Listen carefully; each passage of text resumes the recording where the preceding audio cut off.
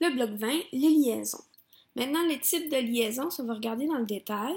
On va vous demander très généralement, presque tout le temps, la liaison entre deux pièces, quelles sont ses caractéristiques. Alors, vous devez être capable de dire si une liaison est directe ou indirecte. Si la liaison est directe, il n'y a pas d'organe de liaison. Les pièces vont s'emboîter une dans l'autre, comme des Legos par exemple. Si une liaison est indirecte, il y a un organe de liaison, soit une vis, soit un clou, soit un rivet, soit de la colle. Cet organe de liaison est essentiel pour que les deux pièces soient liées. S'il n'y a pas d'organe de liaison, les pièces ne fonctionnent pas. Donc à ce moment-là, on va parler d'une liaison indirecte. Ensuite, on peut qualifier la liaison de soit rigide ou élastique. Si la liaison est rigide, les pièces ne peuvent pas bouger l'une par rapport à l'autre, elles vont être fixes. Si je reviens à mes Legos de tout à l'heure, c'est une liaison qui est rigide, les pièces, une fois fixées, ne bougent pas. Élastique, les pièces elles-mêmes ou l'organe de liaison va permettre non seulement de bouger, mais de se déformer pour s'étirer ou s'aplatir. Par exemple, un ressort va permettre la suspension qui va relier la roue à l'essieu dans une voiture. Donc, c'est une liaison qui est élastique qui permet à la roue de bouger par rapport à l'essieu de la voiture. C'est à ne pas mêler avec la liaison complète ou partielle. Les liaisons complètes, les pièces ne peuvent pas bouger entre elles, elles n'ont aucun degré de liberté. Donc, je ne peux pas tourner les pièces une par rapport à l'autre, les bouger une par rapport à l'autre, elles vont être fixes.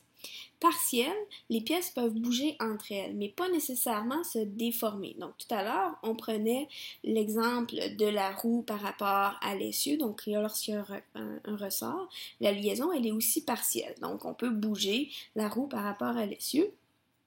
Par contre, si je vais prendre des ciseaux, donc elles n'ont pas une liaison élastique parce que je ne peux pas étirer les deux branches du ciseau une par rapport à l'autre, mais elles peuvent bouger l'une par rapport à l'autre. Donc les ciseaux vont avoir une liaison qui est partielle parce qu'elles peuvent bouger. Finalement, démontable ou indémontable, lorsqu'une liaison est démontable, la liaison peut être défaite sans briser l'objet. Des Legos, je peux défaire les Legos sans les briser. On va utiliser des vis, par exemple, pour monter et démonter un objet tout en le gardant en bon état. Par contre, si on utilise des clous ou des rivets, c'est pas fait pour être démonté. Si vous avez essayé d'enlever des clous quelque part, souvent ça va créer une brisure dans les matériaux. Donc, ce n'est pas une liaison qui est faite pour être démontable. Les pièces ne peuvent pas être séparées sans briser l'objet. Donc, de la colle, des clous, des rivets, comme je disais, c'est pas fait pour être démonté. Donc, automatiquement, on va rentrer ça dans la liaison qui est indémontable. Donc, si on résume, vous avez démontable ou indémontable, complète ou partielle, rigide ou élastique, direct ou indirect.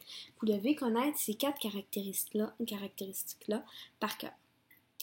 La fonction de guidage, maintenant, la fonction de guidage va servir à orienter les pièces dans le sens désiré. Il y a trois types de guidage. En translation, où je vais avoir un guidage en ligne droite, unidirectionnel, donc dans un seul sens, ou bidirectionnel, dans les deux sens. Souvent, c'est une glissière ou des rails qui vont permettre de faire un guidage en translation. Un guidage en rotation, maintenant, c'est un guidage qui permet de tourner autour d'un axe. Il faut chercher l'axe de rotation ou le pivot. Prenez le temps de bien regarder deux pièces pour vous assurer, avant de dire que c'est un guidage en translation, qu'il n'y a pas un axe autour duquel cette pièce-là va tourner. Dès qu'il y a un axe, c'est un guidage en rotation.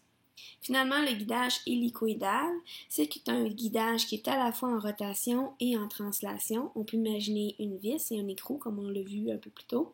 Lorsqu'on tourne l'écrou sur la vis, il avance et il tourne en même temps.